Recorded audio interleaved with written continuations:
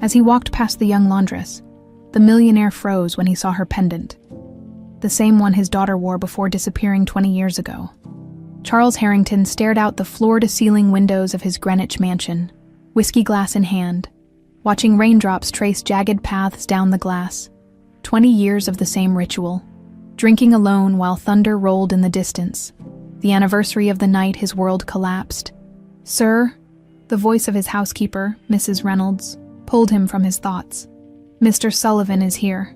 Charles nodded, not turning around. "Send him in." Eric Sullivan entered the study, shaking rain from his umbrella. At 55, Eric had been Charles's attorney for over 25 years, witnessing both the man's rise to business prominence and his personal devastation. "Drinking in the dark again?" Eric asked, flipping on a lamp. "It's tradition," Charles replied, finally turning. The lamplight revealed a handsome face hardened by grief, silver threading through dark hair that had once been entirely black. 20 years today. Eric sighed, helping himself to a drink. "I know. I didn't forget."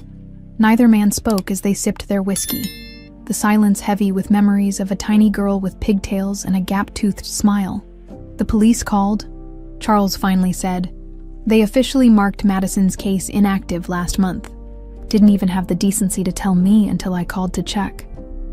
"Bastards," Eric muttered. Charles gazed at the portrait above the fireplace. Catherine holding 5-year-old Madison, both smiling in matching blue dresses. He'd lost them both.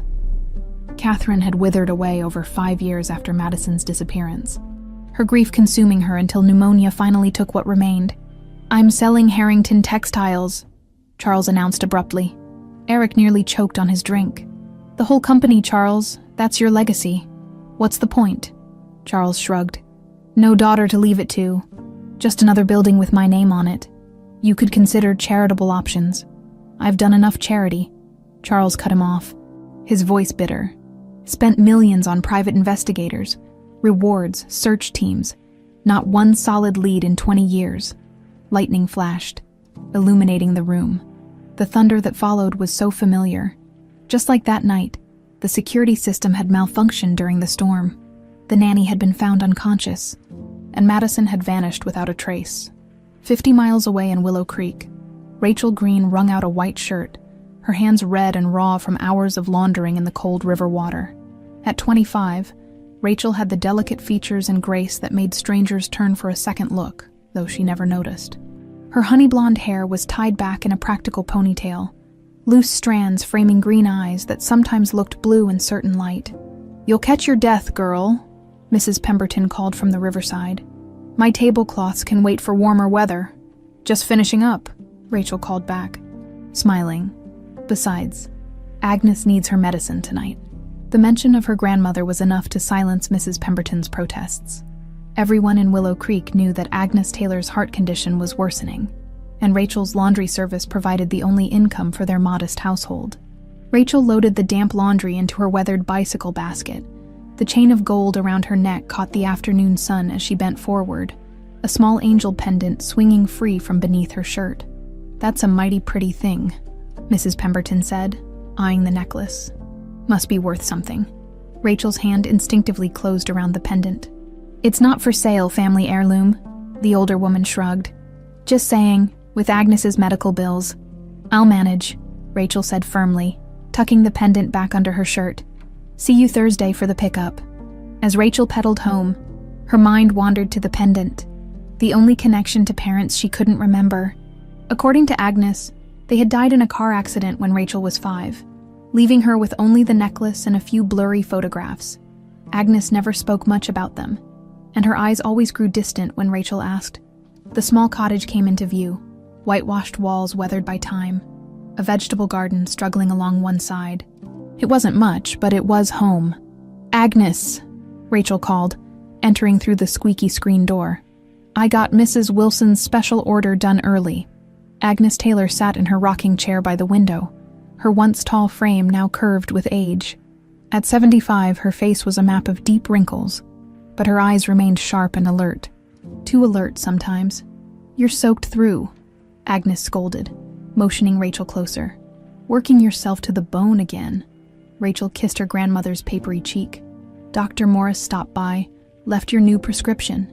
Agnes glanced at the small paper bag on the side table and sighed. More pills. More money. Don't worry about that, Rachel said brightly, unpacking the damp laundry.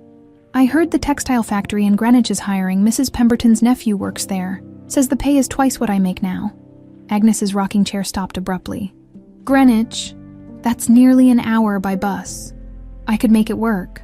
Maybe rent a room nearby during the week. No. Agnes's voice was sharp, her hands suddenly trembling. You belong here, in Willow Creek, with me. Rachel frowned at her grandmother's unusual outburst. It would only be temporary, until you're better. Agnes seemed to collect herself, her voice softening. I'm sorry, dear, I just worry about you in those big towns.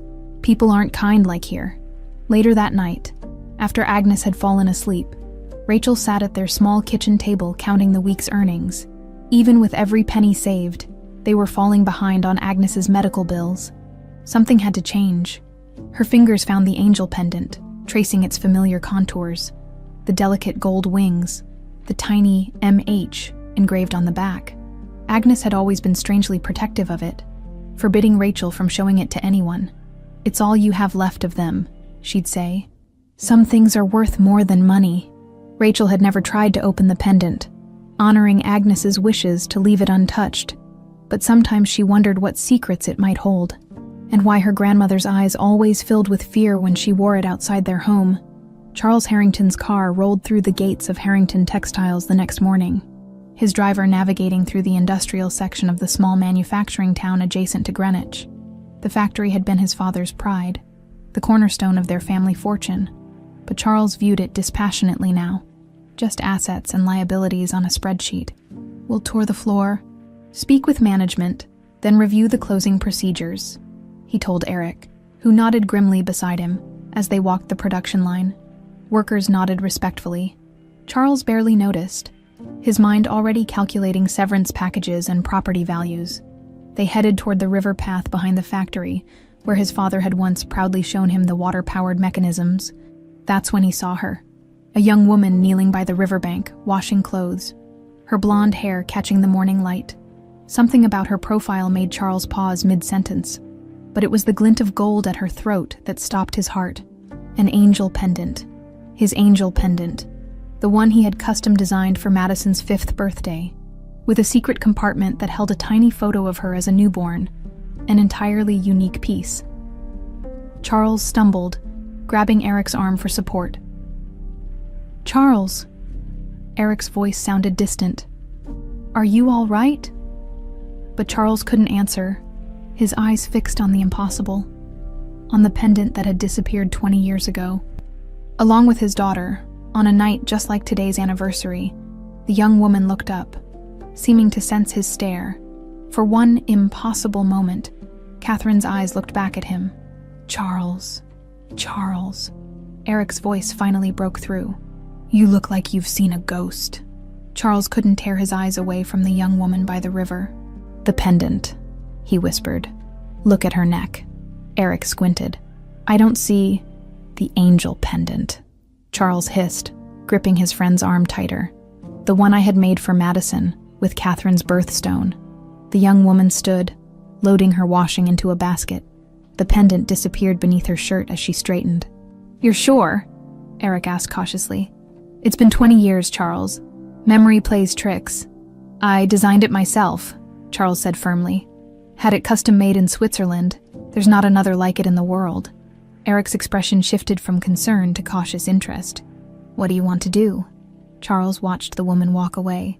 Find out who she is. Everything about her. But quietly. And the factory closure. A plan was already forming in Charles's mind. Delay it?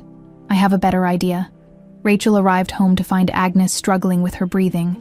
After helping her grandmother with her medication, Rachel settled into the worn kitchen chair across from her. The textile factory might be closing, she said, relaying what she'd heard from other women at the river. People are saying the owner was there today, looking things over. Agnes's teacup clinked against its saucer. Which factory? Harrington Textiles, in Greenwich. Agnes's face paled. Harrington. Her hand trembled so badly that tea spilled onto the faded tablecloth. "Gran, what's wrong?" Rachel grabbed a dish towel to mop up the spill. "Nothing," Agnes said too quickly. "Just worried about the families who'll lose their jobs." She seemed to collect herself. "Maybe it's a sign you shouldn't look for work there," Rachel sighed. "We need the money, Gran. Doctor, Morris says your heart won't get better without the surgery." "I've lived my life," Agnes replied stubbornly. "I won't have you sacrificing for me." Their argument was interrupted by a knock at the door. Mrs. Pemberton stood on the porch, excitement radiating from her plump face. "Have you heard?" she asked without preamble. "Harrington's not closing the factory. He's renovating his mansion and needs help. Housekeepers, kitchen staff, groundskeepers, paying double the factory wages." Rachel's heart leapt. "Are you sure? My nephew just called. They're taking applications tomorrow morning. He says they need at least 20 people."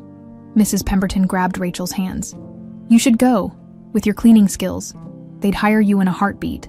After Mrs. Pemberton left, Rachel turned to Agnes, hopeful. "It's perfect. I could work days at the mansion and still be home nights." The look on Agnes's face stopped her cold. "No," Agnes said, her voice unnaturally firm. "Not the Harrington house. Anywhere but there." "Why?" Rachel asked, bewildered. "You don't even know them." Agnes stood shakily. "I'm tired. We'll discuss it tomorrow." That night, Rachel lay awake, confused by her grandmother's reaction. Agnes had never shown interest in local wealthy families before. Why would the name Harrington affect her so strongly? In the darkness, Rachel made her decision. Tomorrow, she would apply at the mansion and keep it a secret until she had secured the job. Agnes would understand once the money started coming in. "This is insane," Eric said, reviewing the staffing plans in Charles's study. "Hiring 20 people you don't need just to get close to one girl." Charles looked up from Madison's case file, which he'd been poring over all night.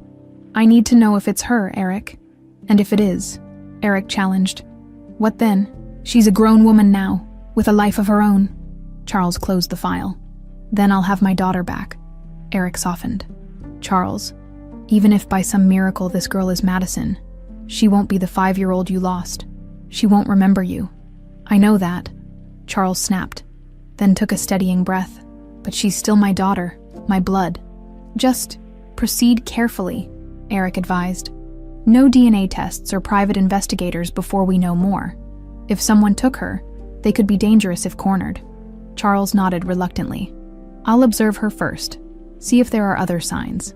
The next morning, Charles watched from his office window as applicants lined up outside the staff entrance. His heart raced when he spotted her, the blonde woman from the river, dressed simply but neatly. Clutching a well-worn handbag, he instructed his housekeeper, Mrs. Reynolds, to hire her regardless of qualifications. 2 hours later, Mrs. Reynolds reported back. "Rachel Green," she said, reading from an application. 25 years old, lives with her grandmother in Willow Creek, no formal education beyond high school, but references say she's a hard worker. "Rachel," Charles repeated, tasting the unfamiliar name of the woman who might be his daughter. "She starts tomorrow. I've assigned her to the 3rd floor rooms, including the East Wing." Charles nodded approvingly. The East Wing contained Madison's untouched bedroom and Catherine's music room, places that might trigger memories if any remained. The mansion exceeded all of Rachel's expectations. 3 stories of pristine white stone, its windows gleaming in the morning sun as her bus approached the long driveway. She'd lied to Agnes, saying she had found work at a local hotel. The deception sat uneasily in her stomach, but the promised salary had been too good to refuse. A stern-faced woman named Mrs. Reynolds gave her a quick tour, rattling off rules and expectations. Rachel nodded attentively, trying not to gawk at the crystal chandeliers and marble floors. "The 3rd floor is your responsibility," Mrs. Reynolds explained. "Mr. Harrington rarely uses those rooms, but they must be maintained to standard, dusting, vacuuming, changing linens weekly." As they climbed the grand staircase, Rachel felt a strange sensation, almost like déjà vu. The polished banister beneath her fingertips seemed oddly familiar. Though she knew she'd never been in a house this grand before, the feeling intensified when they reached the 3rd floor. A long hallway stretched before them, with doors on either side. Rachel's head began to throb. "Are you unwell, Miss Green?" Mrs. Reynolds asked, noticing her hesitation. Just a bit overwhelmed, Rachel admitted. It's a beautiful home. Mrs. Reynolds' expression softened slightly. You'll get used to it now. This door here leads to the music room, Rachel said automatically, then froze, wondering where the words had come from. Mrs. Reynolds looked surprised. Yes, that's right. How did you know? Rachel shook her head. Confused. Lucky guess, it just seems like a corner room would be for music. Good acoustics. The housekeeper studied her for a moment, then continued the tour. Rachel followed, fighting the disconcerting sense that she had walked these halls before, at the end of her first day, exhausted but exhilarated by the generous pay advance in her purse. Rachel nearly collided with a tall man in an expensive suit as she left through the staff door. I'm so sorry, she gasped, stepping back. Charles Harrington looked down at her, his intense gaze making her uncomfortable. No harm done, he said, his voice surprisingly gentle. You must be new. Yes. Sir Rachel Green. I'm working upstairs. Something flickered in his eyes. Welcome to Harrington House, Rachel. I hope you'll be comfortable here. As she boarded the bus home, Rachel couldn't shake the odd feeling that Mr. Harrington had been studying her, not with the dismissive glance of an employer, but with something much more personal, as if he were looking for something in her face, or someone. Charles stood in the doorway of Madison's bedroom, watching Rachel dust the collection of untouched toys. For 2 weeks, he had found reasons to be near her, observing her every movement for clues, and every day brought new evidence that made his heart race with possibility. Now, as Rachel tilted her head while working, humming softly to herself, Charles felt his breath catch. Catherine used to tilt her head exactly that way when concentrating. A small, unconscious gesture their daughter had inherited. The room is coming along nicely, he said, making Rachel jump. Mr. Harrington, I didn't hear you. She straightened, embarrassed. I've been careful with everything, just as Mrs. Reynolds instructed. Charles stepped into the room, a space he rarely entered anymore. The pink canopy bed, the shelves of stuffed animals, the dollhouse he'd had custom built in England, all preserved exactly as they had been 20 years ago. This was my daughter's room, he said quietly. Rachel's expression softened. I didn't know you had a daughter. Had, Charles emphasized. She disappeared many years ago. I'm so sorry, Rachel said. Her green eyes filled with genuine sympathy. How old was she? 5, Charles answered, picking up a small teddy bear from the shelf. This was her favorite. She called him Mr. Buttons. Rachel smiled sadly, then frowned, her hand reaching up to her temple. Are you all right? Charles asked, noticing her discomfort. Just a headache. I've been getting them since I started working here. She attempted a smile. Probably just the dust. Charles nodded, though he noted the information carefully. Perhaps some fresh air would help. The gardens are lovely this time of year. Thank you, sir. But I should finish my work. Of course. He placed the bear back exactly where it had been. By the way, Mrs. Reynolds tells me you've been making good progress in the music room.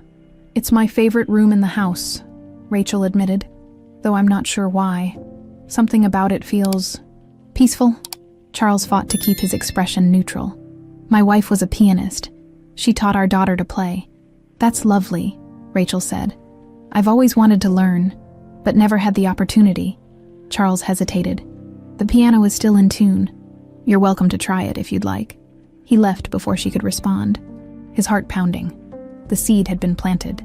That evening, Rachel found herself drawn to the music room after her shift ended. The grand piano stood by the window, bathed in the golden light of sunset. She glanced around guiltily, then sat on the bench. Her fingers hovered over the keys. She'd never had a lesson in her life, yet something pulled at her, an urge she couldn't explain. Hesitantly, she pressed a key, then another. The notes seemed to awaken something inside her.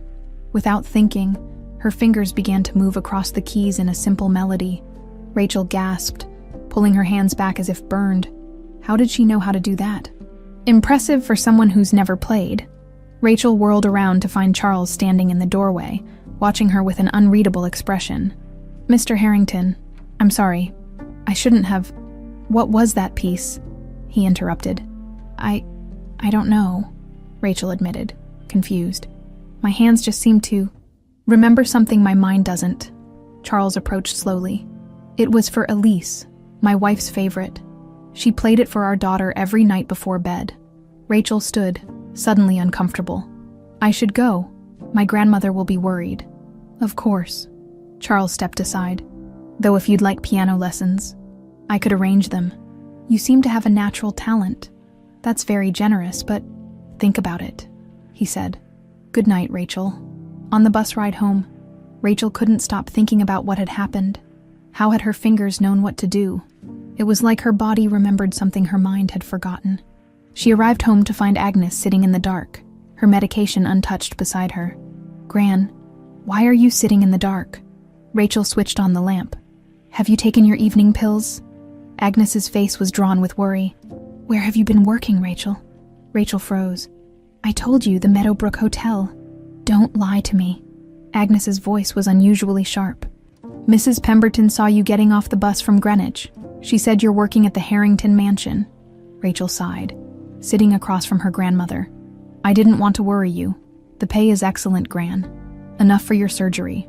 You have to quit, Agnes said, her hands trembling. Tomorrow, find work somewhere else.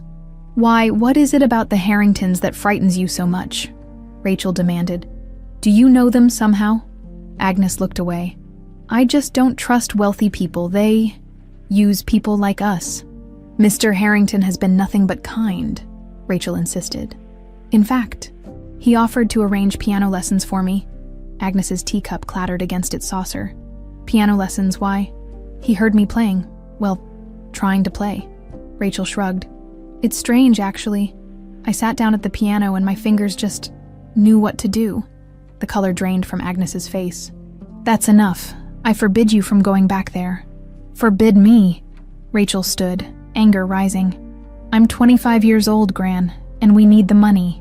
Some things are more important than money, Agnes whispered, her eyes filled with a fear Rachel couldn't understand. Charles paced his study, unable to sleep. The image of Rachel at the piano kept replaying in his mind, her hands moving instinctively over the keys, playing Catherine's favorite piece. A knock at the door interrupted his thoughts. Come in. Eric entered, holding a manila folder. You wanted to see me. She played for Elise tonight, Charles said without preamble. No lessons, no training. Her fingers remembered. Eric sighed, setting the folder on the desk. Charles. She tilts her head like Catherine when she concentrates. She found her way to the music room without directions. She's allergic to strawberries. I had Mrs. Reynolds test it by serving strawberry tarts at staff lunch. Rachel broke out in hives just like Madison used to. These could all be coincidences, Eric cautioned. And this, Charles pulled a tissue from his pocket, carefully unfolding it to reveal a single blonde hair. I managed to get this today. We can run a DNA test. Eric stared at the hair. If you do this, there's no going back. If she is Madison, you're opening a criminal investigation. Whoever took her could be dangerous. I need to know, Eric. Charles's voice broke. I've waited 20 years. Eric nodded reluctantly. I'll have my contact at the lab run it discreetly, but Charles, even if she is Madison, she's been raised as someone else. She has a life, attachments. Like this grandmother she keeps mentioning. Charles's jaw tightened. The woman who might have stolen my daughter. We don't know that, Eric warned. Proceed carefully. Watch Rachel, but don't alarm her or anyone around her until we know more. After Eric left, Charles opened the folder his friend had brought, the preliminary background check on Rachel Green. Her birth certificate looked legitimate at first glance, listing parents who had supposedly died in a car accident when she was 5. But the hospital listed didn't match records for births that day, and the doctor's signature was from a physician who had retired 2 years before the certificate's date. Charles's hands tightened on the paper. 20 years of dead ends. And now, finally, a thread to pull. Eric Sullivan drove through the quiet streets of Willow Creek, the quaint storefronts and modest homes a stark contrast to Greenwich's opulence. He parked his BMW across from the town's only diner, attracting curious glances from locals unaccustomed to luxury vehicles. Inside, he slid into a booth and ordered coffee, casually scanning the breakfast crowd. After 20 minutes of eavesdropping on local gossip, He'd learned more about Willow Creek's residents than any background check could provide. Refill. The waitress, a woman in her 60s with a name tag reading Dottie, held the coffee pot expectantly. "Please." Eric smiled warmly. "I'm actually hoping you might help me. I'm looking into some family history. An old friend's mother used to live here. Agnes Taylor, I believe she still does." Dottie's eyebrows rose. "Agnes, sure. Everyone knows Agnes and her granddaughter live in that little white cottage past the Miller's Road." She leaned closer. "Poor thing's not doing well. Heart problems. The granddaughter, Rachel, works herself to the bone trying to pay for treatments. Rachel's not actually her granddaughter, though." "Right," Eric asked casually. "I thought Agnes never had children." Dottie frowned. "Of course she's her granddaughter.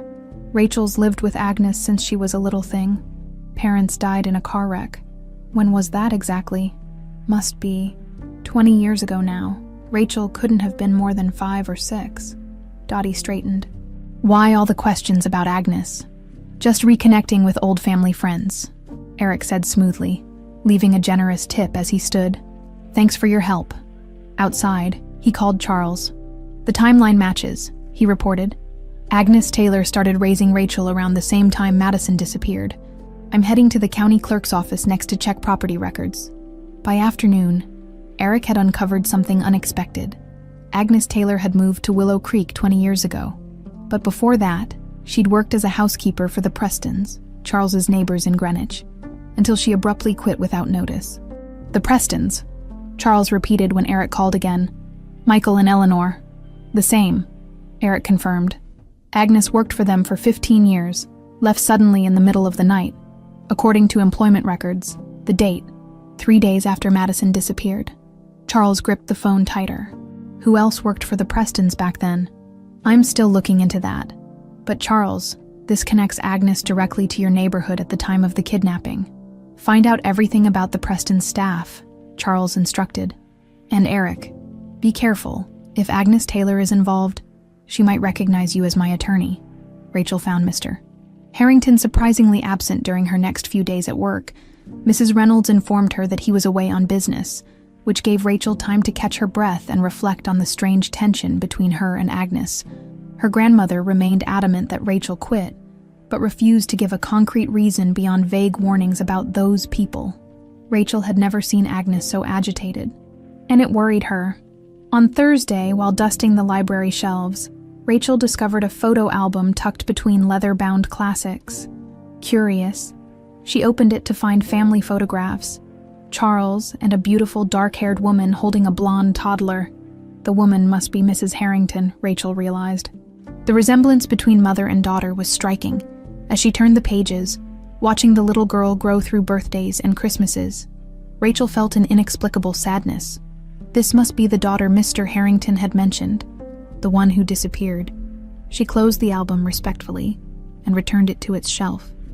Later, cleaning the master bedroom, Rachel noticed a jewelry box on the dresser. Though she'd been explicitly instructed not to touch personal items, something drew her to it. Inside, nestled on velvet, lay a pendant identical to her own, a golden angel with tiny diamonds for eyes. Rachel gasped. Backing away, it couldn't be a coincidence. Her hand went to her own pendant, hidden beneath her uniform. How could Mr. Harrington's wife have the same unique piece? Her head began to throb violently, images flashing behind her eyes. A woman's gentle hands fastening the necklace around her neck, the scent of lilac perfume, a bedtime story about guardian angels. Rachel steadied herself against the wall, breathing deeply until the pain subsided. What was happening to her? Why did this house trigger these strange episodes? She completed her shift in a daze and hurried home, determined to get answers from Agnes miles away in Savannah. Georgia, a man who called himself Martin Brooks, read his mail with trembling hands. The envelope contained no return address, just a newspaper clipping about Harrington Textiles and its owner's plans to renovate his mansion. Martin crumpled the paper, his weathered face contorting with rage. In 20 years, he'd built a life far from Connecticut, a modest carpentry business, a small house, a quiet existence where no one knew his real name or past. Now this, a warning clearly, from someone who knew his secret, Someone letting him know that Charles Harrington was stirring up old history. Martin reached for the phone. Dialing a number he hadn't called in years, it rang 4 times before a frail voice answered. "Hello? It's me," he said gruffly. "I got a clipping in the mail today about Harrington." Silence. Then a whispered, "I can't talk about this." "Is it true?" Martin pressed.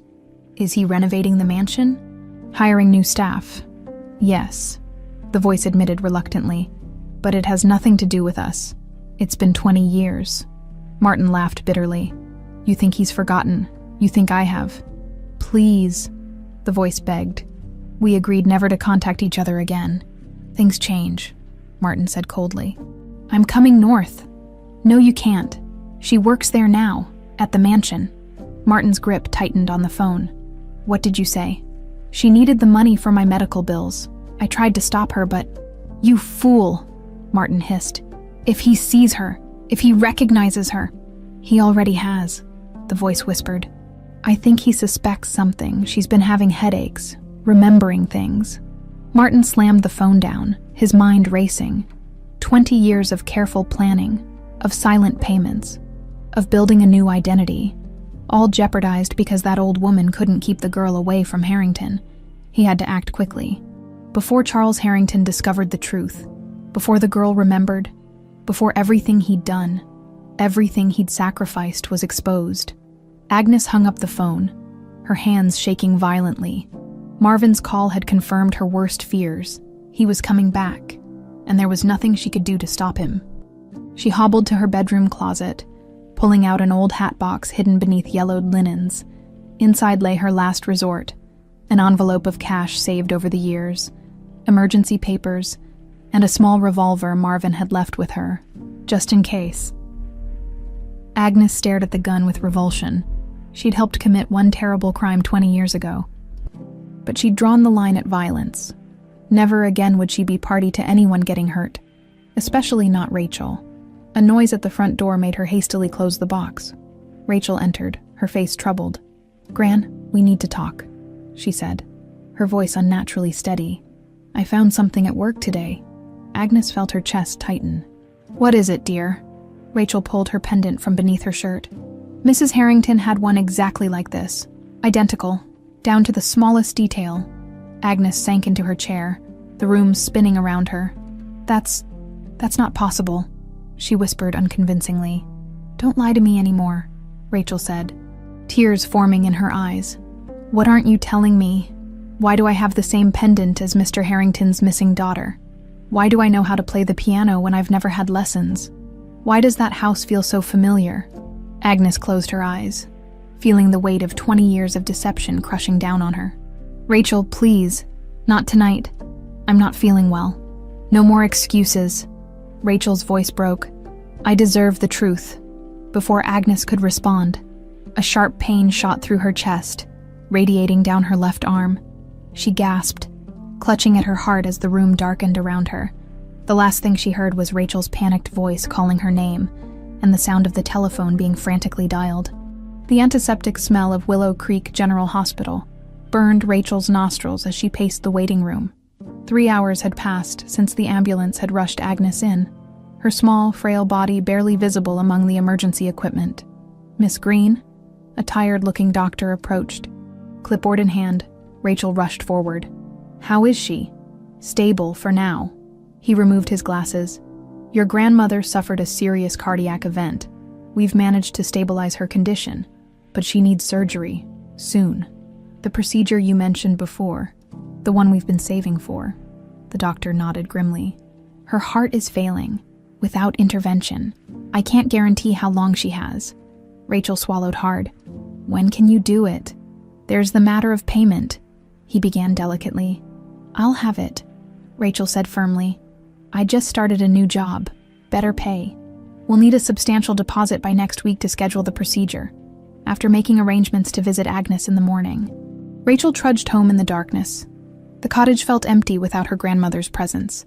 No kettle whistling, no creaking rocking chair, no soft humming of old hymns. Rachel changed into her nightgown mechanically, her mind racing.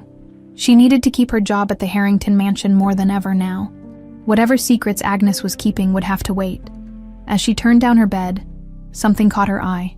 Agnes's hat box, partially visible under the bed. Rachel hesitated, then pulled it out. If there were financial papers inside, she might need them for the hospital. The box contained a small stack of cash, nowhere near enough for the surgery, some faded identification papers, and at the bottom, something that made Rachel's blood run cold. A revolver, small but deadly looking. Why would her gentle, law-abiding grandmother have a gun hidden in her bedroom? Beneath the weapon lay a yellowed newspaper clipping. Rachel unfolded it carefully, reading the bold headline. Harrington heiress, still missing. Reward increased. The article, dated 20 years ago, detailed the kidnapping of 5-year-old Madison Harrington during a storm. The accompanying photograph showed a solemn Charles Harrington and his wife Catherine, holding a picture of their missing daughter, a small blonde girl with striking green eyes. Rachel's hands began to shake. The resemblance was unmistakable. The child in the photo could have been Rachel herself at that age. Her fingers reached instinctively for her pendant. M.H. Madison Harrington. No, she whispered. It can't be. But the pieces were falling into place.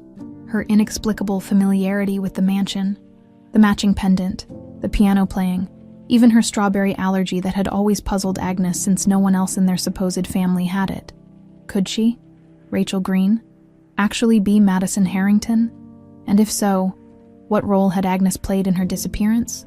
Charles answered his cell phone on the first ring, heart racing at the late-night call from Eric. DNA results are in, Eric said without preamble. 99.8% match. She's Madison. Charles sank into his chair, overcome after 20 years of false leads and disappointments. The confirmation hit him with physical force. Charles, are you there? Yes, he managed. She's really my daughter. There's more, Eric continued. I've been digging into Agnes Taylor's past. She didn't just work for the Prestons. She was having an affair with your former driver, Marvin Brooks. Charles frowned. Marvin, the one who disappeared right after Madison was taken. Exactly. Police investigated him briefly, but found nothing. What they didn't know was his connection to Agnes. They were seeing each other for at least 2 years before Madison's kidnapping. So Agnes and Marvin took Madison together, Charles concluded, anger rising in his chest. It looks that way, and here's the concerning part. I tracked Marvin to Savannah, Georgia. He's been living under the name Martin Brooks, but his neighbors say he left town suddenly 3 days ago, packed a bag and just disappeared. Charles felt a chill. You think he's coming here? I think we need to move carefully. If Marvin's involved, he could be dangerous. And if Agnes realizes we're onto her, Rachel, Madison, could be in danger. Charles finished. We need to get her away from Agnes, bring her here where she's safe, without alarming her or tipping our hand, Eric cautioned. We still don't know the full story. I'll think of something, Charles promised. In the meantime, have security increased around the property, and Eric, thank you, after hanging up. Charles stared at the framed photo of Catherine and Madison on his desk. Finally, after all these years, he had found his daughter. The challenge now was bringing her home without putting her at risk. Rachel arrived at the mansion the next morning, exhausted and distracted. She had barely slept, her mind churning with questions she couldn't answer. Mrs. Reynolds noticed immediately. You look terrible, dear. Is everything all right? My grandmother's in the hospital, Rachel explained. Heart problems. I'm so sorry. The housekeeper's stern face softened. Perhaps you should take the day off. Rachel shook her head firmly. I need the money for her treatment. I'll be fine. As she climbed the stairs to begin her duties, Rachel wondered how she could approach Mr. Harrington. What would she say? Excuse me, sir, but am I your long-lost daughter? The very idea was absurd. She needed proof, something more substantial than coincidences and her own confused feelings. Determined, Rachel made her way to Mr. Harrington's study during her lunch break. She knew he was in meetings downtown all morning. Mrs. Reynolds had mentioned it. This might be her only chance to search for answers. The study was immaculate, with leather-bound books lining the walls and a massive mahogany desk dominating the room. Rachel hesitated at the threshold, knowing she was crossing a line, but the need to understand her past outweighed her concerns. She moved quickly to the desk, scanning the organized surface. Most papers appeared to be business-related. Contracts, financial reports, correspondence with companies. Nothing personal. Then she spotted a silver-framed photograph partially hidden behind a stack of folders. Rachel picked it up, her breath catching in her throat. The photo showed a beautiful dark-haired woman, Catherine Harrington, wearing an evening gown.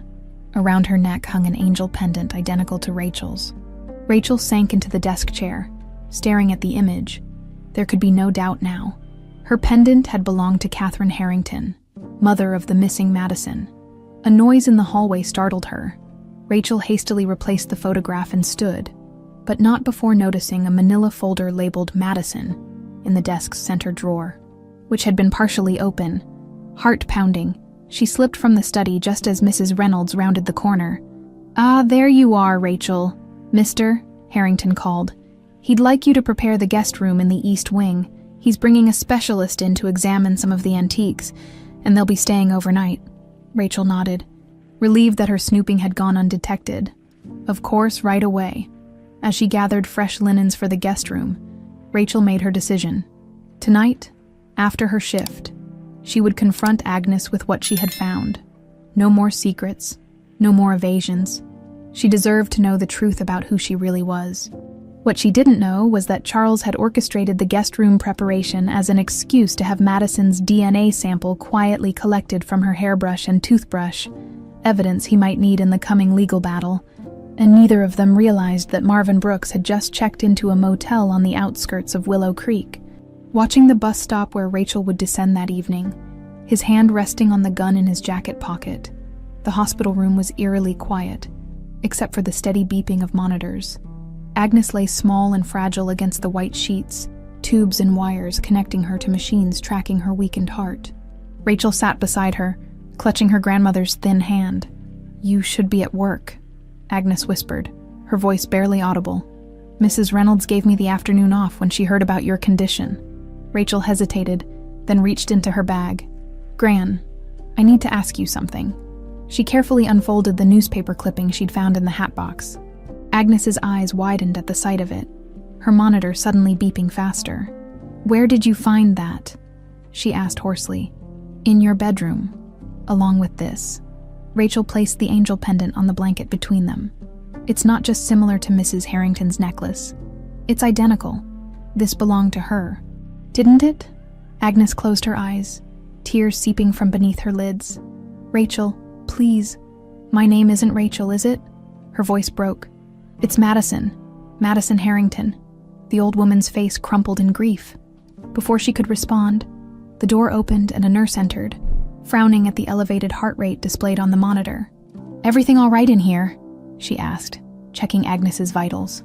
"Fine," Rachel said quickly, slipping the pendant back around her neck. "We were just talking." The nurse looked skeptical but nodded. "Try not to upset her. Her heart can't handle much stress right now." After she left, Agnes reached weakly for Rachel's hand. "I never meant to hurt you," she whispered.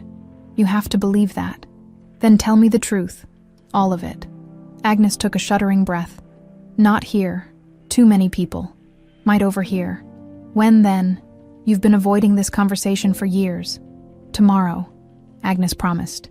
"When I'm stronger, I'll tell you everything. About the night. About Marvin. About why we had to run." Rachel frowned. "Marvin, who's Marvin?" Agnes's eyes widened with fear. "I've said too much, please. Just go home and rest. Come back tomorrow." Though frustrated, Rachel could see her grandmother was reaching her limits. She kissed Agnes's forehead and promised to return in the morning. Outside the hospital, Rachel pulled out her phone, ready to call a taxi, when a voice behind her made her jump. "Miss Green." She turned to find Eric Sullivan, Charles Harrington's attorney, standing by a black sedan. "Mr. Sullivan, what are you doing here?"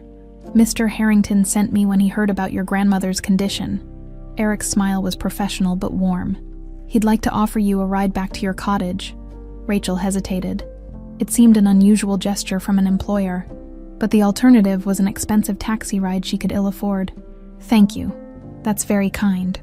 During the drive, Eric kept the conversation light, asking about Agnes's condition and expressing appropriate concern. Only when they were halfway to Willow Creek did he broach a different subject. Mr. Harrington mentioned you discovered the music room in the East Wing, he said casually. Beautiful piano, isn't it? Rachel tensed slightly. Yes, it is. He said you played quite well for someone untrained. Eric glanced at her. Natural talent is extraordinary. Mr. Sullivan, why are you really here? Rachel asked directly. I doubt Mr. Harrington sends his attorney to chauffeur every employee with a sick relative. Eric smiled slightly. You're very perceptive. The truth is, Mr. Harrington is concerned about you. He feels a connection. He lost his daughter about 20 years ago, around the same time you lost your parents. Rachel's heart raced. Was this an opening to ask about Madison? But something held her back. She needed to hear Agnes's side of the story first. That's a sad coincidence, she said carefully. Yes, coincidence.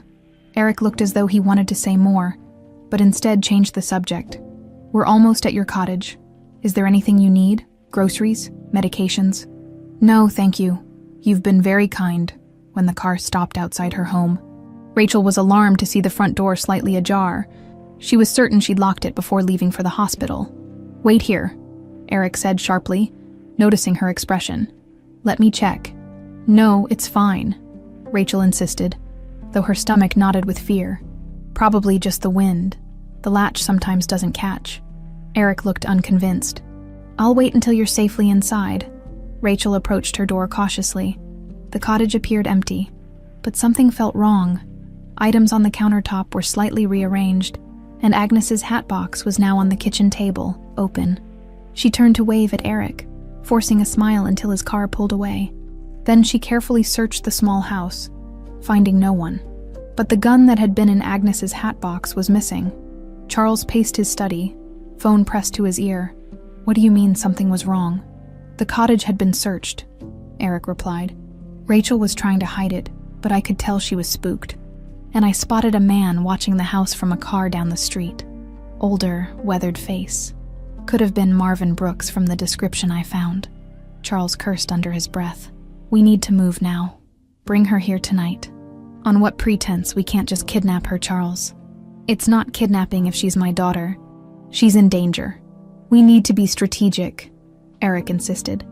I've stationed 2 security professionals near her cottage. They'll keep watch tonight, tomorrow. You can speak with her directly. Tell her what we know. Charles reluctantly agreed, though every instinct screamed at him to protect his newly found daughter. After hanging up, he stared at Madison's baby picture on his desk. I won't lose you again, he whispered. At Willow Creek General Hospital, Agnes Taylor drifted in and out of consciousness, the pain medication making her thoughts foggy. A shadow falling across her bed roused her. Rachel, she called weakly, eyes struggling to focus in the dimly lit room. Not quite, a gravelly voice answered. Agnes's eyes widened in terror as the figure stepped closer. A man in his 60s with hard eyes and a face lined by years of bitterness. Marvin, she whispered. How did you get in here? Hospitals are easy. Everyone's too busy to notice one more visitor. He settled into the chair Rachel had vacated. We need to talk, Agnes. There's nothing to say. It's over. Marvin leaned forward. It's not over until I say it's over. I saw her today. Our little Madison, all grown up, looks just like her mother. Agnes's heart monitor beeped faster. Leave her alone. She knows nothing. But she's starting to remember, isn't she? His smile didn't reach his eyes. And now she's working for Harrington. Did you know he's been watching her? Has his people following her? How do you know that? I've been watching too. Marvin's voice hardened. 20 years, Agnes. 20 years I've been sending you money, keeping quiet, living in that backwater town, and now it's all coming apart because you couldn't keep her away from that house. She needed the job, Agnes pleaded, for my medical bills. Always so self-sacrificing. He sneered. Well, it ends now. I'm taking her with me tonight. No. Agnes tried to sit up, setting off alarms on her monitor. You can't. I can, and I will. She's the only leverage we have against Harrington. This was never about her, Agnes said desperately. It was about hurting Charles. About the money. But Rachel, Madison, she's innocent. No one's innocent. Marvin stood as a nurse rushed in, attracted by the beeping alarms. Not even you, Agnes. He slipped out as medical staff surrounded Agnes's bed. Her fragile heart racing dangerously from fear and desperation, Rachel couldn't sleep. Every creak of the old cottage made her jump. Convinced someone was trying to break in, around midnight, she finally dozed off, only to be awakened by her phone ringing shrilly. "Miss Green," a woman's voice, professional but urgent. "This is Nurse Winters from Willow Creek General. Your grandmother has taken a turn for the worse. The doctor thinks you should come right away." Rachel dressed hurriedly, trying to calm her racing thoughts. As she left the cottage, she noticed a car with 2 men parked down the street, the same car that had been there when Eric dropped her off. Were they watching her house? The taxi arrived quickly. As they drove to the hospital, Rachel stared out the window at the rain that had begun to fall, reminding her of the storms that had plagued her dreams for years. Dreams of running through dark hallways, a man's angry voice, a woman crying. At the hospital, Rachel found Agnes conscious, but barely so. The doctors had been forced to sedate her after her episode earlier, but she had been insisting on speaking with Rachel. "Gran, I'm here," Rachel said, taking her hand. "What happened?" Agnes's eyes flickered open, fear evident in their depths. "He came," she whispered. "Marvin, he's here." "Who is Marvin?" Rachel asked urgently. "What does he want?" Agnes struggled to focus. "He helped take you that night during the storm." Rachel leaned closer. "You're saying he kidnapped me? You both did." Agnes nodded weakly. "It wasn't supposed to happen that way. Never meant for anyone to get hurt. But someone did get hurt. The nanny," Agnes whispered, tears sliding down her wrinkled cheeks. "She tried to protect you. Marvin pushed her. She fell, hit her head." Rachel felt sick. "She died?" "Yes." Agnes's grip tightened on Rachel's hand. "I couldn't leave you with him after that. He was so angry, so violent. I took you away, raised you as my own, loved you like my own." "Why?" Rachel's voice broke. "Why did you take me in the first place?" "Revenge," Agnes said simply. Marvin wanted revenge against Charles Harrington, for humiliating him, firing him, and I loved Marvin, helped him. The confession hung in the air between them. 20 years of lies finally exposed. "You need to go to Charles," Agnes continued urgently. "Tell him everything. He'll protect you from Marvin." "I can't just leave you here," Rachel protested. "You must." Agnes's voice was fading. "Marvin will come for you tonight. He has the gun." Her eyes closed as the sedation pulled her back under. "I'm sorry, Madison, so sorry." Rachel sat frozen beside her grandmother's bed, the woman who had stolen her from her real family yet loved her unconditionally for 20 years. Outside, the storm intensified, lightning flashing across the sky. Just like the night her life had been forever altered, rain lashed against the windshield as Rachel clutched the steering wheel of Agnes's old Ford, her mind reeling from the confession. She was Madison Harrington, the missing heiress, the lost daughter, the child whose face had been on national news 2 decades ago. And Agnes, the woman she'd called grandmother, her entire conscious life, had helped steal her. The highway to Greenwich stretched before her, dark and slick with rain. Rachel had no plan beyond Agnes's urgent instruction. Go to Charles, tell him everything. But what would she say to the man who was apparently her father? How could she face him knowing she'd been living in plain sight all this time? As she drove, fragments of memories surfaced like debris after a storm. A woman's gentle voice singing lullabies. A man's deep laugh as he swung her high in the air. The scent of lilacs and piano music. Her mother, her father, her real family. The mansion came into view, its windows glowing like beacons in the storm. Rachel parked at the service entrance, soaked within seconds as she ran to the door and rang the bell. "Mrs." Reynolds answered, her usual stern expression melting into concern at the sight of Rachel dripping on the doorstep. "Miss Green, what on earth?" "I need to see Mr. Harrington," Rachel interrupted, her voice shaking. "It's urgent." "It's nearly midnight, Mr. Harrington isn't—" "Please," Rachel begged. "It's about Madison." Mrs. Reynolds's eyes widened. Without another word, she ushered Rachel inside and disappeared up the grand staircase. Minutes later, Charles Harrington appeared in the foyer, still dressed despite the late hour, his face a mask of controlled emotion. "Rachel," he said quietly. "Or should I say Madison?" The simple acknowledgement broke something in Rachel. Tears she'd been holding back spilled down her cheeks. "You knew. I suspected from the moment I saw your pendant. I confirmed it with DNA testing." He took a hesitant step toward her. "I was going to tell you tomorrow," Eric advised, waiting until we had more information about Agnes and Marvin Brooks. Rachel finished. "Agnes told me everything tonight. She's in the hospital. Her heart," she faltered, unsure how to reconcile her love for Agnes with the terrible truth of what she'd done. Charles guided her gently to the study, where a fire blazed in the massive stone hearth. He wrapped a blanket around her shoulders and poured 2 glasses of brandy, handing one to Rachel. "Agnes confessed to helping Marvin kidnap me," Rachel said after taking a fortifying sip. "She said he wanted revenge against you." Charles nodded grimly. "Marvin was my driver. I caught him embezzling funds and threatened to expose him. I should have gone to the police immediately, but I gave him a chance to resign quietly first. 3 days later, you were taken. Agnes said there was an accident. The nanny, Helena," Charles supplied, his voice tight. "She died trying to protect you." A distant memory surfaced. A young woman screaming, a loud thud. Stillness, Rachel shuddered. "I'm starting to remember bits and pieces. The piano playing, the layout of the house, even your wife. My mother." She looked up at him. "What was she like?" Charles's expression softened. "Catherine was extraordinary, brilliant, kind, passionate about music. You have her eyes, her way of tilting your head when you're thinking." He smiled sadly. "She never gave up hope of finding you. It destroyed her in the end. Agnes said she died 5 years after I disappeared. Officially. Pneumonia. But she'd stopped eating, stopped sleeping. Her body simply gave up." Charles looked into the fire. "I poured myself into work after that. It was the only way to keep going." They sat in silence for a long moment, the enormity of their shared loss hanging between them. "What happens now?"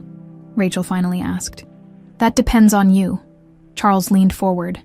"Legally, you're my daughter and heir. The Harrington name and legacy are yours by right, but I understand this is overwhelming. Overwhelming doesn't begin to cover it," Rachel said with a humorless laugh. "Yesterday I was Rachel Green, laundress from Willow Creek.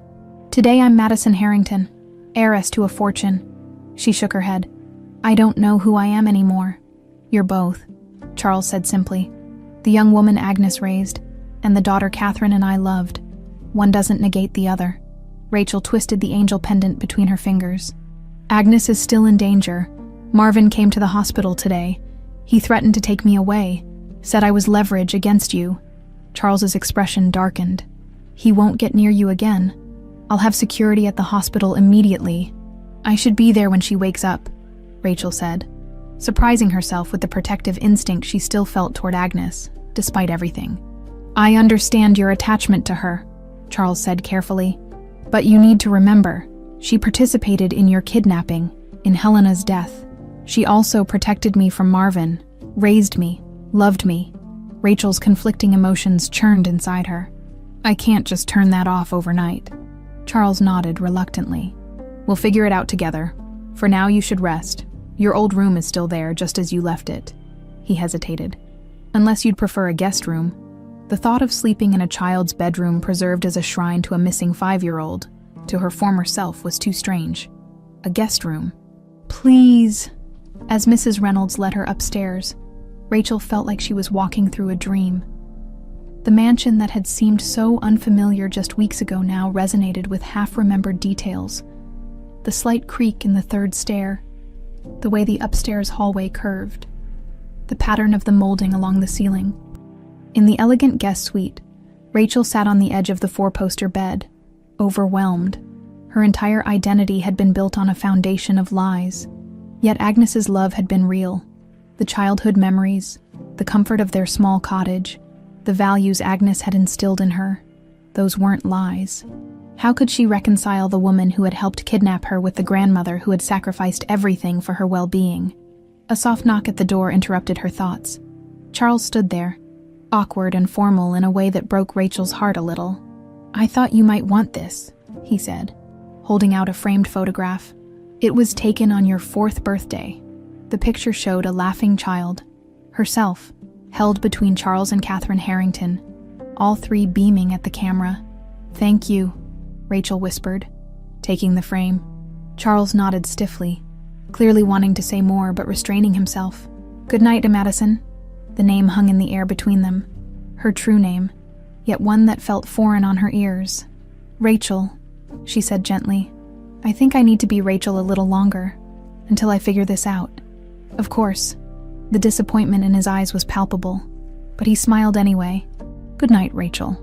Alone again, Rachel, or Madison, she wasn't sure anymore, stared at the photograph until her eyes blurred with tears. 2 lives, 2 identities, 2 families. One built on privilege and love that had been brutally stolen, the other constructed from deception yet tempered with genuine devotion. As the storm raged outside, Rachel curled up on the luxurious bed, clutching the picture of the family she couldn't remember, wondering if she would ever truly feel whole again. Agnes opened her eyes to find a police officer stationed outside her hospital room door. Inside, a nurse checked her vitals while Eric Sullivan stood by the window, speaking quietly into his phone. "Full confession recorded. Yes, she's stable enough for questioning," he was saying. The attorney noticed she was awake and ended his call. "Mrs. Taylor, how are you feeling?" "Where's Rachel?" Agnes asked, ignoring his question. "Safe with her father." Eric approached the bed. "Mr. Harrington has arranged for round-the-clock security here and at his home." Agnes closed her eyes briefly in relief. "Marvin, no sign of him yet, but we'll find him." Eric pulled a chair closer. "Mrs. Taylor, I've been authorized to discuss your situation, given your cooperation and medical condition. Mr. Harrington is willing to forego pressing charges." "I don't care about charges," Agnes interrupted weakly. "I deserve whatever punishment comes. Just keep her safe from Marvin." Eric studied her thoughtfully. "Tell me about him. Why is he so fixated on revenge after all these years?" Agnes sighed, her frail body seeming to sink deeper into the mattress. Marvin had been with the Harringtons for years. He started embezzling when his gambling debts got out of control. When Charles discovered it, Marvin was humiliated, not just fired, but made to apologize to the entire household staff. That hardly justifies kidnapping a child. For a man like Marvin, pride is everything. Agnes's voice grew distant. He didn't want money. He wanted Charles to suffer like he had suffered. Taking Madison was about making Charles feel powerless. "And you helped him." There was no accusation in Eric's tone, just a statement of fact. "I loved him," Agnes said simply. "Or thought I did. I was the housekeeper next door, invisible to everyone except Marvin. He made me feel special, needed." What went wrong that night? Agnes's eyes clouded with the memory. The storm knocked out the security system. Marvin knew the house. He'd driven for the family for years. We were supposed to take Madison while she slept. Leave a ransom note.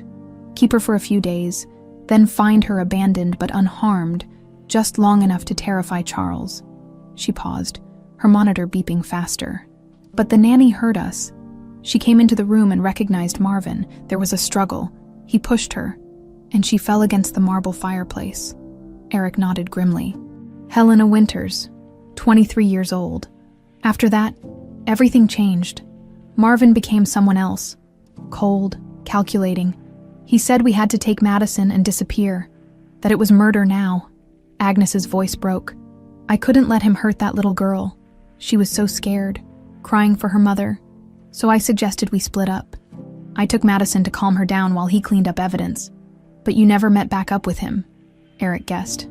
I ran, Agnes admitted. Took the child and what cash I had and just drove until we reached Willow Creek. Changed our names, created a new life, I told Madison, Rachel, that her parents had died in an accident. Eventually, she stopped asking about them. Did Marvin find you?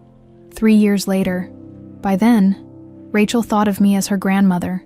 She had no memory of her life before. Agnes's eyes filled with tears. Marvin threatened to kill us both if I didn't pay him to keep quiet. I sold the jewelry I'd taken from the house that night. Sent him money whenever he demanded it. Eric made notes as she spoke.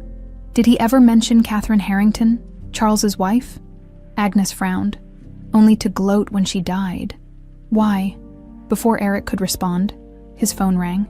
He stepped out to take the call, leaving Agnes alone with her thoughts and regrets. Rachel woke disoriented in the guest room, momentarily forgetting the previous night's revelations. The luxury around her seemed surreal after a lifetime in the cottage's modest surroundings. A knock at the door revealed Mrs. Reynolds with a breakfast tray. "Mr. Harrington thought you might prefer to eat in private this morning," she explained, setting down the tray. "He's in his study when you're ready to speak with him." "Thank you," Rachel said, noticing how differently the housekeeper treated her now.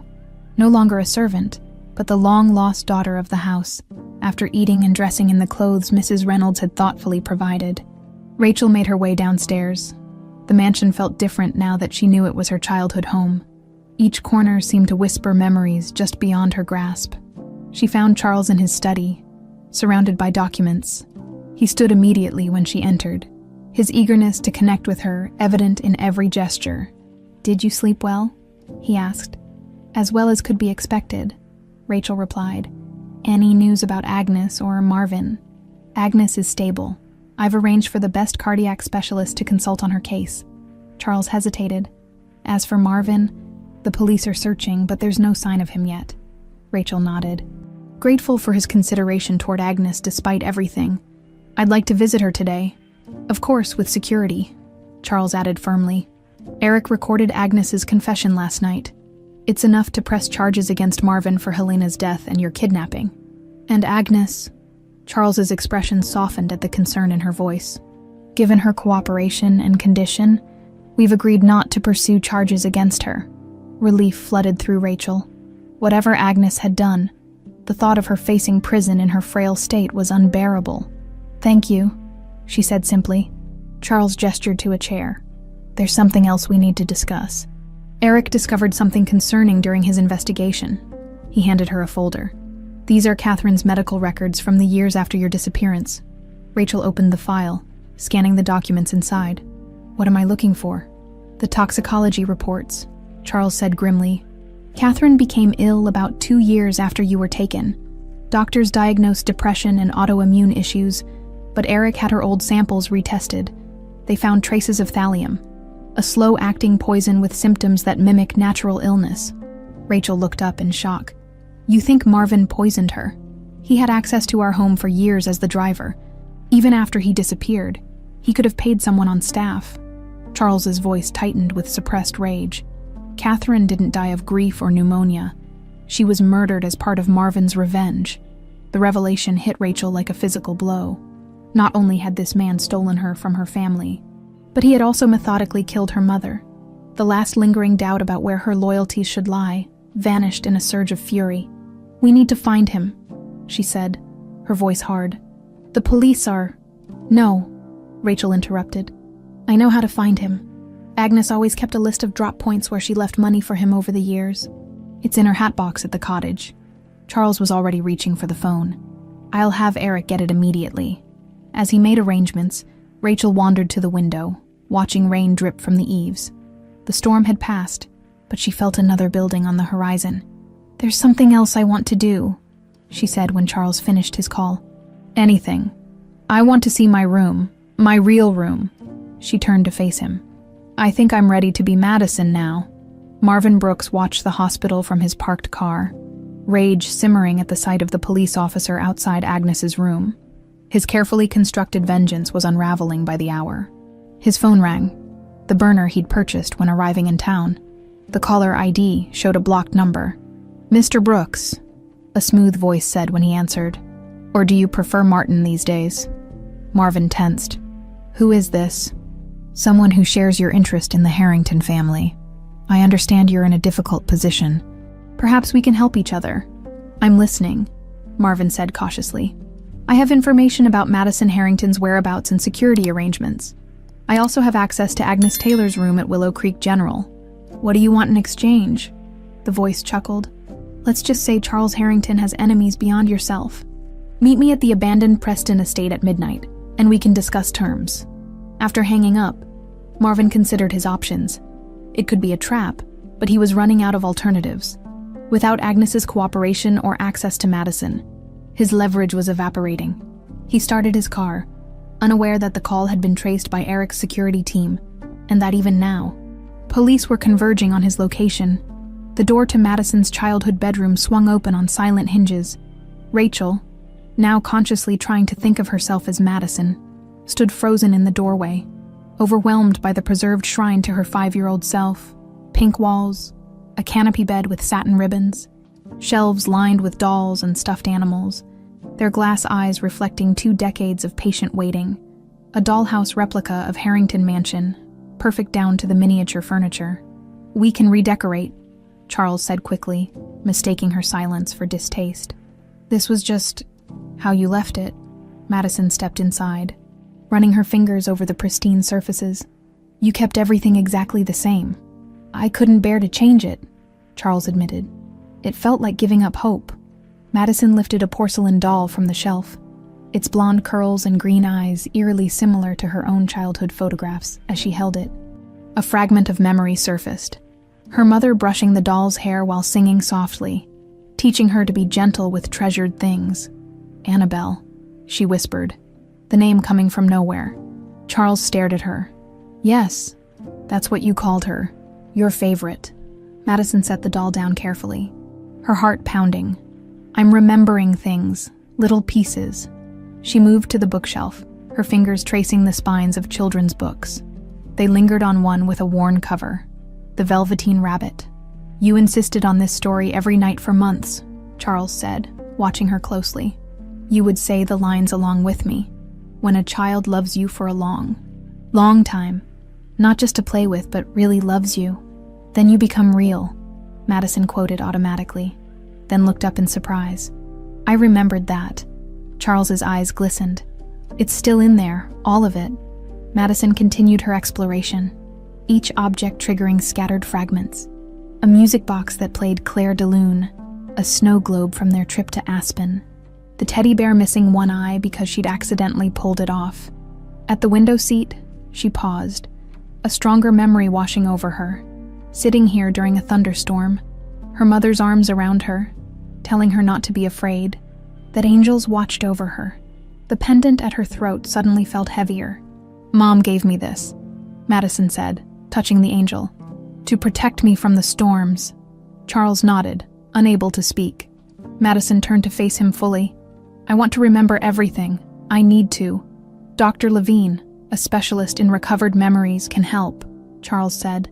"She'll be here tomorrow, but Madison," he hesitated, "some memories might be painful." "I know," she said firmly, "but they're mine, and they might help us find Marvin before he hurts anyone else." Charles's phone rang, interrupting the moment he answered, his expression growing serious as he listened. "They found Marvin's car at the motel, but he was gone," he reported after hanging up. "Police believe someone tipped him off." Madison frowned. "How could anyone know the police were coming?" "I don't know," Charles admitted. "But Eric found Agnes's hat box. The list of drop points was there, along with some old photographs and jewelry. The jewelry she stole from here that night," Madison realized. "She kept some pieces back from Marvin." Charles nodded grimly. "Including your mother's sapphire earrings. Catherine was wearing them the night you were taken." A heavy silence fell between them, the weight of all that had been stolen. Time, memories, lives, pressing down on them both. "I want to visit Agnes," Madison said finally. "She might know where Marvin would hide." Agnes looked diminished against the hospital pillows, tubes, and wires connecting her frail body to machines. Her eyes brightened when Madison entered, though uncertainty quickly replaced the initial joy. "Rachel, or should I call you Madison now?" she asked weakly. "I'm still figuring that out myself," Madison admitted, taking the chair beside the bed. Charles remained standing near the door, his presence both protective and intimidating. Agnes's gaze moved between them. "You look so much like your mother," she said softly. "I should have known Charles would recognize you immediately." "You should have told me the truth years ago," Madison said, unable to keep the hurt from her voice. "Would you have forgiven me then any more than you can now?" Agnes asked. Madison had no answer. Instead, she reached for Agnes's hand. "The police are looking for Marvin. They found his car, but he's disappeared. Do you have any idea where he might go?" Agnes tensed visibly. "He has a place, a cabin where he took you initially before I ran with you." "Where?" "By Lakeview Point, abandoned hunting cabin. It's where..." Agnes trailed off, looking away. Where what? Charles asked sharply. Where he made me bring the money all these years, Agnes finished, though Madison sensed she was holding something back. Did he have accomplices? Charles pressed. Someone who might be helping him now. Agnes shook her head. Marvin doesn't trust anyone, except... Her brow furrowed. There was someone, a gardener who worked for the Prestons. They kept in touch after everything happened. A name, Charles demanded. Wilson, Watson, something with a W. Agnes's frustration was evident. I'm sorry, my memory isn't what it was. Madison squeezed her hand. It's okay, we'll find him. As they prepared to leave, Agnes caught Madison's sleeve. Be careful, she whispered urgently. Marvin is more dangerous than you know. She broke off, glancing nervously at Charles. What is it? Madison asked. He bragged about it once when he was drunk, Agnes said, her voice dropping lower. About Catherine, how clever he was, making her death look natural. Charles stiffened by the door. He put something in her tea, Agnes continued. For months, said no one would ever connect him to it, that Charles would live with the guilt of thinking she died of a broken heart. Madison looked to her father, whose face had gone ashen. We already know, she told Agnes gently. Eric found evidence in the medical records. Agnes closed her eyes, tears slipping down her wrinkled cheeks. I'm so sorry for everything. In the hallway outside, Charles leaned against the wall, visibly shaken, despite having already known about Catherine's poisoning. The confirmation from Agnes had made it painfully real. I should have protected her, he said hoarsely. I was so focused on finding you, I missed what was happening right in front of me. Madison touched his arm hesitantly. You couldn't have known. Charles straightened, grief hardening into resolve. Lakeview Point. I know exactly where that cabin is. The Prestons used to take us hunting there. Should we tell the police? Of course, Charles said, already dialing, but I'm not waiting for them. Night had fallen by the time they reached Lakeview Point, the narrow road winding through dense forest. Charles had insisted on coming despite Eric's strenuous objections, and Madison had been equally adamant about accompanying him. Stay in the car with the security team, Charles instructed as they parked a quarter-mile from the cabin. I'll just scout the perimeter. We go together or not at all, Madison said firmly. I've spent 20 years living a lie because of this man. I deserve to face him. After a tense standoff, Charles relented, though he insisted one security officer accompany them, while the other maintained position with the vehicle and coordinated with police, who were still 30 minutes out. The cabin stood dark and apparently deserted in a small clearing, its wooden boards weathered by decades of exposure. As they crept closer, Madison felt an overwhelming sense of déjà vu. She had been here before, in the arms of a terrified Agnes as they fled into the night. I remember this place, she whispered. The creak in the third porch step, the broken shutter. Charles exchanged glances with the security officer, who drew his weapon and moved toward the door. A sudden crack of breaking branches from behind made them all turn. A flashlight beam blinded them momentarily. I was wondering when you'd figure it out, Marvin Brooks's gravelly voice called from the darkness. Took you long enough, Charles. As Madison's eyes adjusted, she made out Marvin's silhouette, a tall, lean man with a weathered face and cold eyes. In one hand he held a flashlight. In the other, a gun pointed directly at Charles. 20 years I've waited for this moment, Marvin continued, stepping closer. To see your face when you finally understood how completely I destroyed your life. It's over, Marvin, Charles said evenly. The police are on their way. Agnes has confessed everything. Marvin laughed harshly. You think I care about that? I've accomplished what I set out to do. I took your daughter. I took your wife. I took 20 years of your life. His gaze shifted to Madison. Hello, little Madison. All grown up now? You look just like your mother. Madison's blood ran cold at the casual mention of her mother's murder. You're a monster, she said, her voice steady despite her fear. No, Marvin corrected, his gun unwavering. I'm justice. Your father humiliated me, threatened me, so I showed him what real power looks like. His smile was terrible in the flashlight's glow. And now it's time to finish what I started. The security officer moved suddenly, raising his weapon, but Marvin was faster. A shot rang out, echoing through the trees as the officer fell. Madison screamed as Charles lunged forward, tackling Marvin. The two men crashed to the ground, struggling for control of the gun. "Run!" Charles shouted to Madison. "Get back to the car!" But Madison couldn't move, frozen in horror as her father and her kidnapper fought in the dirt.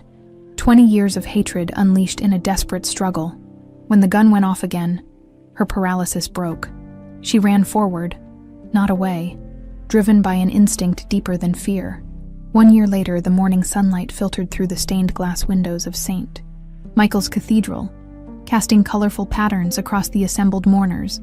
Madison Harrington stood at the podium, her blonde hair gleaming in the rainbow light, her green eyes clear and steady as she addressed the gathering. "Agnes Taylor wasn't perfect," she began, her voice carrying through the hushed space. "She made terrible mistakes. She participated in a crime that altered many lives forever, including my own. But she also loved me, protected me, and in the end, helped bring a dangerous man to justice." The crowd, a mix of Willow Creek residents who had known Rachel Green in Greenwich society who now recognized Madison Harrington, listened in respectful silence. In her final days, Agnes found the courage to face her past and make amends. She couldn't undo what had been done, but she could help me find my way back to my true family. Madison's gaze found Charles in the front row. For that, I will always be grateful. Agnes had survived her heart surgery, defying medical expectations to live 8 more months, long enough to testify against Marvin Brooks and to watch Madison forge a new life that honored both her past and her present. As the service concluded, Madison joined her father outside, in the year since the confrontation at the cabin. Their relationship had grown cautiously but steadily. The initial awkwardness had given way to genuine connection, as Madison recovered more of her childhood memories with the help of therapy. "Beautiful service," Charles said, squeezing her hand. Agnes would have appreciated it. Madison nodded, her feelings toward her kidnapper, turned grandmother still complicated. She wanted to be buried here in Willow Creek, among the people who knew her as just Agnes, not as part of a notorious crime. They walked to the waiting car, where Eric Sullivan stood chatting with Dr. Levine, the memory specialist who had helped Madison navigate her recovered memories. "Ready for this afternoon?" Eric asked as they approached. Madison took a deep breath. "As ready as I'll ever be."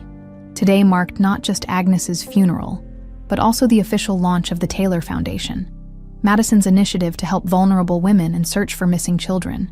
She had insisted on naming it after Agnes, a decision that had initially confused the Greenwich social circle, but which made perfect sense to Madison. It acknowledged both her past and her determination to create something positive from tragedy. "The media will be there," Charles cautioned as they drove toward the Harrington mansion. "You don't have to speak if you're not comfortable." "I want to," Madison assured him. "This foundation is important." As they rounded the familiar curve of the driveway, Madison couldn't help but reflect on how much had changed in a year. The night at the cabin had nearly ended in tragedy. The second gunshot had grazed Charles's shoulder, but he had maintained his grip on Marvin's wrist. Madison had grabbed a fallen branch, striking Marvin with enough force to stun him and allow Charles to secure the weapon. When police arrived minutes later, they found Madison applying pressure to her father's wound, while the second security officer handcuffed a semi-conscious Marvin Brooks. During his trial, Marvin had shown no remorse. His testimony revealed the full extent of his methodical revenge, not just Madison's kidnapping and Catherine's poisoning, but years of psychological torture, sending Charles anonymous notes and manipulating Agnes through fear and blackmail. The court had sentenced him to life without parole for the murder of Helena Winters, the kidnapping of Madison, and the murder of Catherine Harrington. Agnes had been granted immunity in exchange for her testimony. Though in the public's eye, she remained forever linked to the crime. Many had questioned Madison's continued relationship with her, but Madison understood something most did not, that people could be both terrible and kind, both villains and saviors.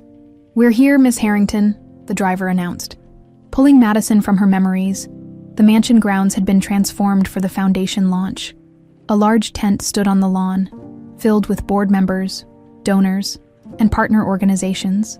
Banners bearing the Taylor Foundation logo, an angel with outstretched wings, fluttered in the spring breeze.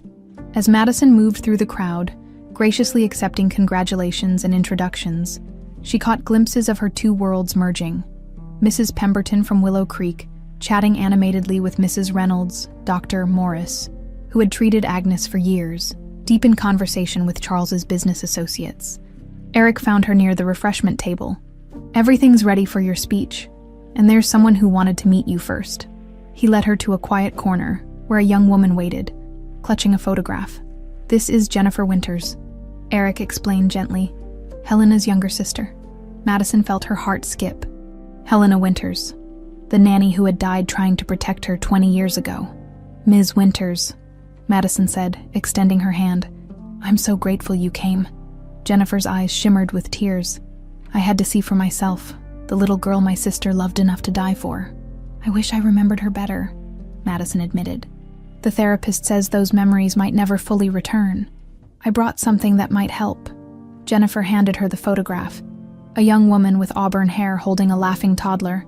"That's Helena with you, on your 3rd birthday." Madison stared at the image, a vague memory stirring, gentle hands braiding her hair, a voice singing silly songs to make her giggle. "The Foundation's first scholarship is named for her," Madison said, "for young women pursuing careers in child care or education." Jennifer smiled through her tears. She would have loved that. When it was time for the formal presentation, Madison took her place at the podium. Facing cameras and distinguished guests, Charles stood proudly nearby, his presence a steady anchor in her still-evolving life. "Welcome to the launch of the Taylor Foundation," Madison began. "Some of you might wonder why I chose this name, given the circumstances of my story. The answer is simple. Our identities are shaped not just by blood, but by every person who touches our lives." She touched the angel pendant at her throat, newly restored, with the tiny compartment now holding 3 miniature photographs, herself as a baby with Catherine and Charles, Agnes in her rocking chair, and Helena Winters smiling in the Harrington garden. "This foundation will support women in crisis, those facing difficult choices, impossible circumstances, and seemingly unforgivable mistakes. It will also dedicate resources to searching for missing children and supporting families torn apart by tragedy." As Madison detailed the Foundation's initiatives, she felt a sense of purpose more profound than anything she had known as either Rachel Green or Madison Harrington. This work represented both of her lives, the compassion she had learned in Willow Creek and the resources she had inherited as a Harrington after the presentations and interviews. Madison slipped away to the garden. The setting sun cast long shadows across the manicured lawns, and she welcomed the moment of solitude. "It went beautifully," Charles said, joining her by the rose trellis. "Your mother would have been so proud." Madison smiled. "I wish I remembered her better." "You will." "In time," Charles assured her. "And even the memories that don't come back, they're still part of you, still shaping who you are."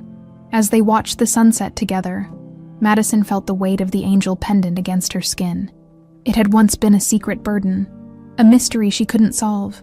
Now it was a symbol of her unique journey, a reminder that identity wasn't fixed or singular, but woven from all the threads of one's life. Later that evening, as guests departed and twilight settled over the mansion, a lone figure observed from the distant tree line. The man watched father and daughter return to the house, his weathered face impassive in the fading light. He had followed the story of Madison Harrington's return with detached interest, another thread in the complex tapestry of Charles Harrington's life. Now, seeing the Foundation launch splashed across media outlets, he had decided it was time to make his own long-delayed appearance. After all, Marvin Brooks wasn't the only one who had scores to settle with the Harrington family. The man turned away, disappearing into the gathering darkness. His time would come, but not tonight. Tonight, he would let them celebrate their happy ending, unaware that in some stories, the final chapter remained unwritten.